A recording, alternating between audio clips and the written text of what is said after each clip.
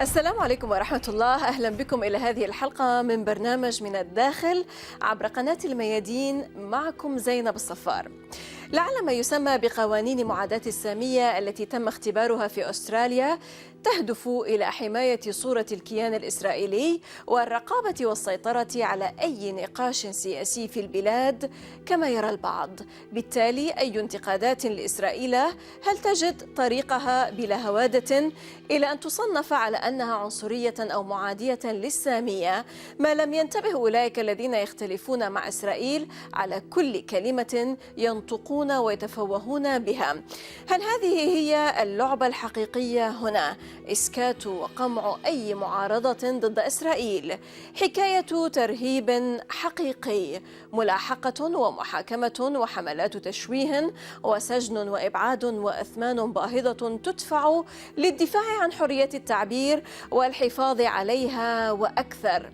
براندون اوكونل السجين السياسي الأسترالي يحدثنا عن تجربته الحية في هذا السياق والخلفية والأسباب الحقيقية التي أدت إلى اعتقاله ومحاكمته كأول مواطن يسجن ويحاكم بموجب قوانين التشهير العنصري في أستراليا الغربية.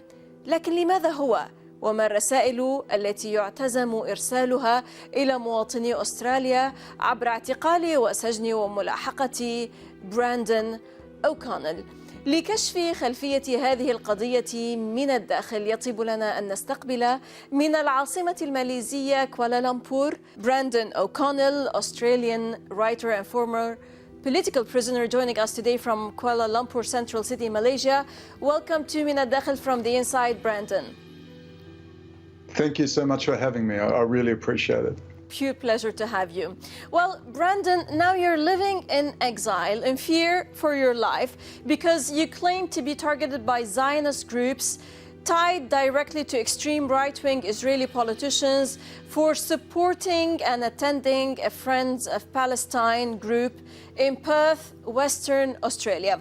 Tell us more about your curious case as the first person to be jailed and tried under the Western Australia's racial vilification laws. Is it solely based on your support of Palestine and the Palestinian rights as a member of the FOP? And how has all this started? The circumstances of your trial, your sentence, and your deprivation while in jail from your rights. Yeah, thanks very much. It's a pretty big story, and it started way back in 2009 after Operation Cast Lead. I was not a member of the Friends of Palestine, but I attended a rally and had met the head of the organisation, Alex Wilson, earlier. And I was just doing some filming and making a video. I don't belong to any groups. I'm a former registered nurse, ICU and emergency department trained. And I just went down there. I'm not any particular political persuasion. I just met a lot of people. I had Arab friends, I had Muslim friends and Palestinian Christian friend, and I'd learnt over time what was going on. And as I learnt more, I felt I couldn't remain quiet. And I just went to express my support. And we were stalked by two members of radical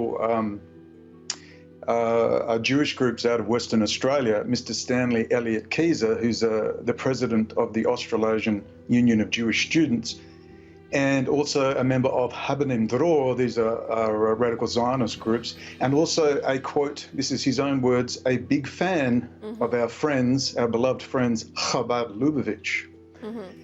And an altercation ensued. It was a perfectly legitimate political discussion. And the words I used were, as he stalked us and filmed us, you are a racist Jew with a religion of racism, hate, homicide, and ethnic cleansing. Those are my basic words. And I also then discussed specific issues. And for that alone, I got 3 years jail in total. But for that simple political altercation, I received 1 year's jail. Brandon, before we talk about your sentence, allow me to ask you about, it is your political views that have caused you to be behind bars. Now tell us, what are these WA laws and why is WA the only state in Australia to have this type of legislation? Yeah, that's an interesting question, and I didn't find out till many years later the very close relationship that Israel has with Western Australia, and in particular Benjamin Netanyahu himself is close personal friends with the former Australian Foreign Minister Julie Bishop, who comes from Perth, Western Australia, my hometown. I met her once. She's actually quite polite, a very nice lady, and also the largest media mogul, the Seven Network in Australia, Kerry Stokes, a very well-known Western Australia, is also very close with Benjamin Netanyahu and Henry Kissinger, and of course James Packer from Crown Casino, who is on bribery charges with Benjamin Netanyahu. So I had walked into a hornet's nest completely unknown to myself just by linking the racist apartheid state of Israel and its behaviour with, of course, Israeli high technology issues that I write about. And when I linked them together, basically all hell broke loose. We will talk about these technical issues in detail, Brandon, but let's go back to your sentence. You were convicted under the 2010 controversial, in 2010 actually, controversial anti-discrimination laws after posting a series of YouTube videos depicting Israel as a, quote, racist, homicidal regime. So, Brandon, is it now racist to call someone a racist? Apparently so, and I give credit to the very conservative opinion piece writer Paul Murray, who actually defended me. I couldn't believe it after I was jailed, and he asked that exact question. Is it now racist to call someone a racist? Or is it only racist to call the Jew a racist? This was a political speech. It was purely political. He approached us, he had harassed us, and it was quite frankly outrageous. Now, of course, I realise now that the law is, there's ways to play the law, and I'm not very good at playing games, but there seemed to be a policy of just be quiet and just go away, basically. They just didn't want it talked about at all. Maybe, Brandon, you should have put, or you should have drawn a line of distinction between Judaism or being Jewish as a religion and being Zionist.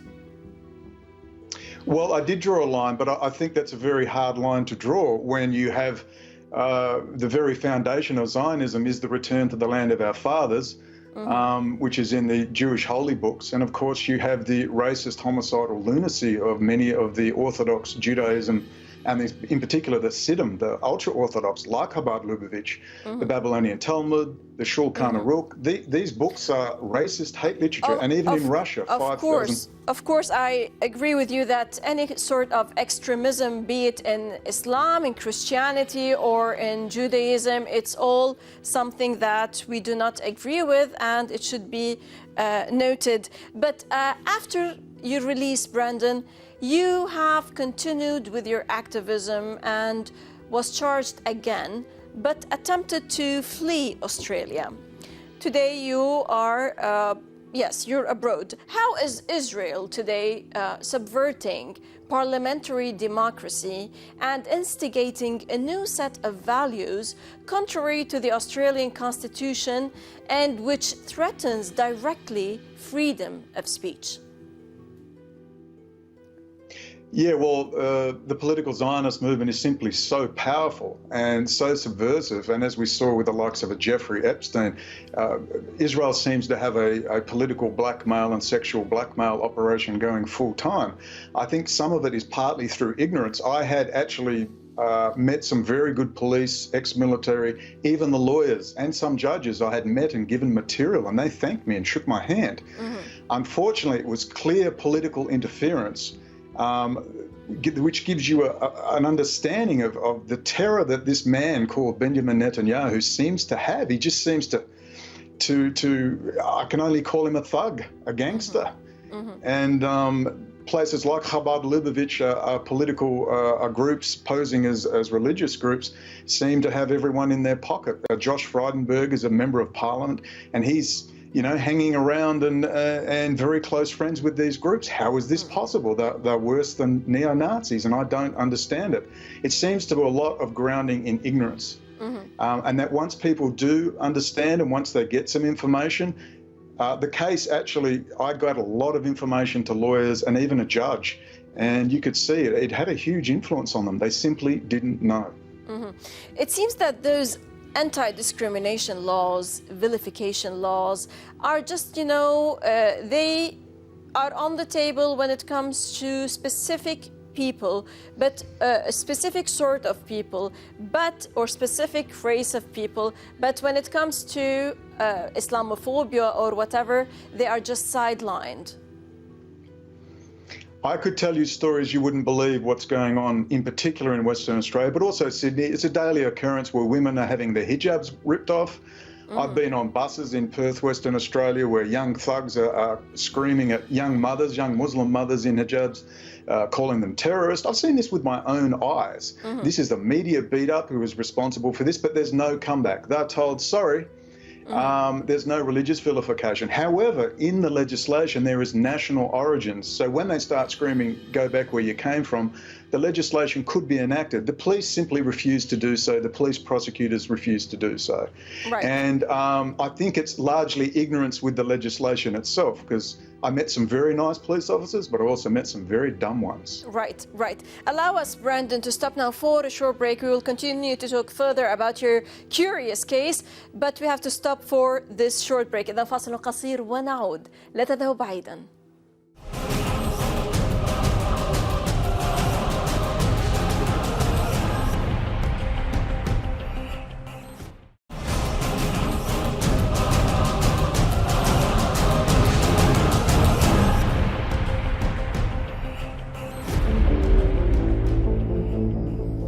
هل سيؤدي أي انتقاد لإسرائيل في النهاية إلى اعتبار مطلقه متعصباً ومعادياً للسامية، إلا إذا تنبه كل شخص لا يتوافق معها على كل كلمة يقولونها؟ هل هذه هي اللعبة الفعلية هنا، أي إسكات كل شخص يتكلم ضد إسرائيل؟ تساؤلات يطرحها الكاتب الأسترالي بول ميراي.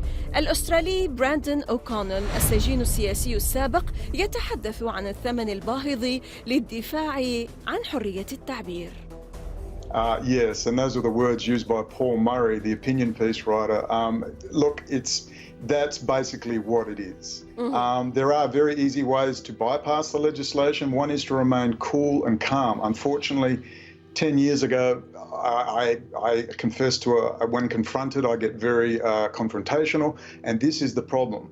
But if you can remain cool and calm, then it is very easy to have a rational debate. But the trouble is, the system appears set to try and provoke you. And I notice many of the Jewish extremists and Jewish activists will go out of their way to provoke you to enact legislation. But if you can keep a cool head, you can have a debate and you can win. However, without doubt, it is about quashing legitimate criticism of Israel. And it's very difficult for ordinary people to keep a cool head when you're seeing such extremist behavior from the top levels of polite society within Israel itself. These are mainstream politicians and mainstream rabbis, and they're behaving like gangster thugs, and ordinary people naturally get angry. Now, that said, do you believe that whatever is being targeted or whatever has happened with you and still taking place was a kind of sending a clear message to the people who might share your views to watch out, otherwise they will face a similar fate? That's exactly what it was all about. In fact, the judge made similar statements. He said, I had an irrational hatred of Jewish people. The trial was a farce. I couldn't present any evidence. And lawyers were intimidated by the arrival of the Israeli ambassador and Israeli deputy foreign minister. It was a clear warning. Didn't work for me personally, just made me more determined, but it was absolutely a way of very publicly flogging me, or in fact nailing me to a cross as a warning to others without question. Without question. Yes, it made you more determined, but unfortunately you had to change where you have lived all your life. You have to get away from Australia and try to find somewhere else to live, to be away from being tracked by them. Well, unfortunately, along the way, whilst in prison, I exposed massive corruption. I was beaten half to death. I made many more enemies, unfortunately. But the bottom line was they made it known. They repeatedly raided me 3 more times. And they repeatedly, as I got the legal documentation, as I refused to get a lawyer so I could get the legal brief from police, they were throwing charge after charge after charge at me. I offended Mr. Stephen Lieblich by calling him a case officer for Israeli intelligence, and you can see it in my paperwork where he actually says I was offended because he called me an Israeli spy. And the police raided my house over that. Absolutely unheard of. And because Western Australia is so isolated, and there's special forces based there, the SAS, and they hide protected witnesses down there. It's a very, very unique place, Perth, Western Australia. And that close relationship with Israel really, really, I wasn't aware of, but I'm aware now, and that explained the particularly vicious nature of the response to myself. Now, allow me to ask you, براندون, something very important and technical here. I would like you to tell us about how Israel rules everything and dominates cybersecurity and the high technology sector via something called the Talpio program. What is this program and how dangerous is it? Well, a lot of people have now heard about Unit 8200, which is the Israeli equivalent of the NSA, military intelligence based. I first heard of the Talpiot program via a forum post back in 2008, and I started to look it up, and I realized that there wasn't a lot of literature on it, but they were training up individuals for up to 10 years in double majors in science, computer science, etc., and putting them through special forces training. And I thought, how interesting. And then they were making them corporate leaders, CEOs. And if you look at any of the large Israeli companies, and there's many of them, they've all gone through this program to a T. So this is Israeli military intelligence training CEOs. This is vital to understand. And one man in particular, although he didn't go through the program, he was one of the founders, and that is Zohar Zisapel. And who's heard of him? Rad Group, RAD. And yet Rad Group is one of their biggest companies with up to 20 sub-companies, which is handling European and American telecommunications, critical infrastructure security, electrical grids, government VoIP encryption, radar systems, military encryption communications. People think, well, they must be American, of course. No, they're not American. They're Israeli. And then, of course, you have the Intel factory, the most advanced Intel CPU design and fabrication, not just fabrication, design in Israel. And most people still to this day have no idea that Israel is basically a cyber technology juggernaut. And Benjamin Netanyahu brags, we're only a little bit smaller than the United States. And he brags, we are the second eye of the Five Eyes network. This is incredible. And that's their power. So when you hear America, think Israel. براندون, here, allow us, Israel has backdoor on all Microsoft devices. What can you tell us about the giant national security threat Israel poses to the United States of America? Well, now I remember when Obama was in power and Benjamin Netanyahu hated him so much, he simply flew in, spoke to the Congress and flew out and ignored him. Didn't even visit the president. This is unheard of. And you think, how does this arrogant man get away with everything? The control of technology. They backdoored the Intel CPUs, and in fact, the Intel CPUs have been ruined by Israel. Intel is in major decline right now because of Israel. There's no security in their CPUs. AMD is taking over now in Taiwan Semiconductor. And we also have, of course, Microsoft. Who knew that Americans have become so stupid they can't even service their own operating system? They've now sent this Windows Security Center, the very heart of the operating system. This is the keys to the entire operating system. Is not coded in Seattle, Washington in the United States. It's coded in Israel by Israeli military intelligence people. This is full access to the core kernel of the operating system and full access to the Azure Microsoft cloud, which includes the Pentagon cloud. This is incredible. And what's more incredible, and I thank you so much for raising this issue, to get it into the Arabic-speaking world, this is why Israel is so powerful. Right. Allow me here to ask you also, would you explain, please, Israel's use of the Sayanim, or helper, who are prepared to assist Israeli intelligence in all sorts of ways that includes access to databases that they don't already have access to?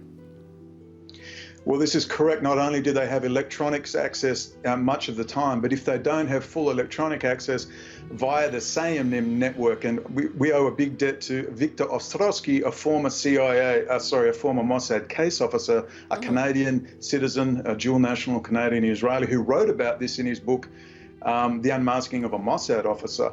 And he wrote the SANM network utilizing Jews in the diaspora, but also, of course, dual nationals who are going to Israel, serving in the Israeli Defense Force, going through Unit 8200, Telpiot program, and of course Israeli citizens themselves, many of whom are from Russia and the Ukraine. They are then moving out physically into Europe, into the United States, and they are taking up positions, high positions, powerful positions within huge American companies. So even if you ostensibly don't have an Israeli company, you have Israeli dual nationals operating the system itself within the system, and this is this SANM network. Now, this is a massive national security issue. Massive. Allow me to ask you one last question in a minute, please. You have a view when it comes to who or what brought down the Ukrainian airliner in Iran last January. What can you tell us about that, please? Well, I can only speculate like anyone else from a distance. I would like to listen to your speculation. Well, I spent 3 months in Iran, and I saw some things which told me that perhaps the Iranians weren't quite as sophisticated as they thought in electronics. But you simply cannot trust Russia, seeing as Benjamin Netanyahu and Vladimir Putin are extremely close. They're using, of course, Russian systems.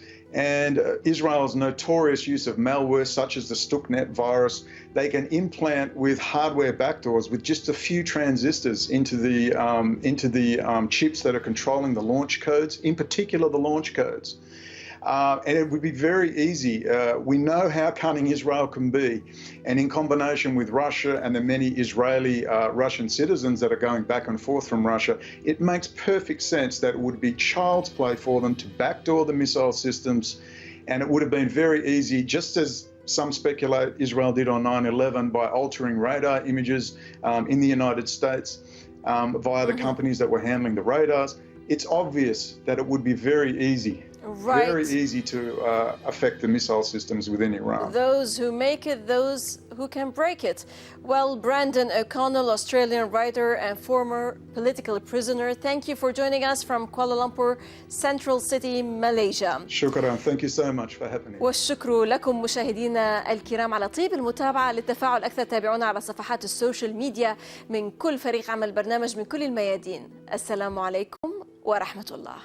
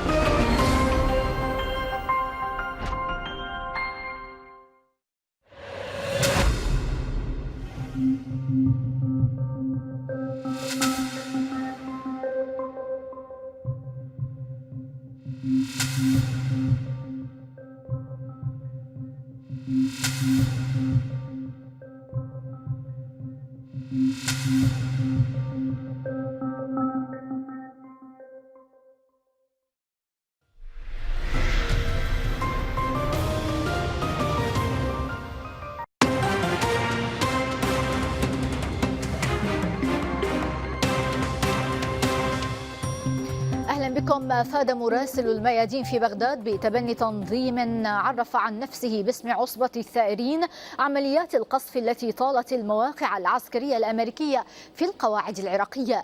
وكانت وزارة الدفاع الأمريكية قد أعلنت أن 2 من الجنود الأمريكيين الثلاثة الذين أصيبوا في هجوم صاروخي في العراق حالتهما خطرة ويخضعان للعلاج في مستشفى عسكري ببغداد. أعلن الرئيس الإسرائيلي راوفين ريفلين أنه سيكلف غدا رئيس حزب أزرق أبيض بني غانتس تأليف الحكومة بعد أن أوصى 61 عضوا في الكنيست بذلك. سمت كتلة إسرائيل بيتنا بقيادة أفيغدور ليبرمان إضافة إلى أعضاء القائمة المشتركة غانتس. وأكد أعضاء في القائمة المشتركة عدم مشاركتهم في الحكومة المقبلة، وأوضحوا أن تسمية غانتس هدفها إزاحة نتنياهو والتخلص من مشروعه. كشفت وسائل إعلام إسرائيلية أن السودان وافق على السماح للطائرات المدنية المتوجهة إلى إسرائيل ومنها بالمرور المنتظم في مجاله الجوي في خطوة وصفتها بالتاريخية. ووفق التقارير الإسرائيلية فإن السودان سمح لأكبر شركة طيران في أمريكا اللاتينية بالمرور فوق أراضيه في الرحلات الجوية من إسرائيل إلى أمريكا الجنوبية، وهو ما سيقصر من مدة الرحلة الجوية. وكان رئيس الحكومة الإسرائيلية بنيامين نتنياهو قد اجتمع قبل نحو شهر ونصف مع رئيس مجلس السيادة في السودان عبد الفتاح البرهان في أوغندا. ختام الموجز، في أمان الله.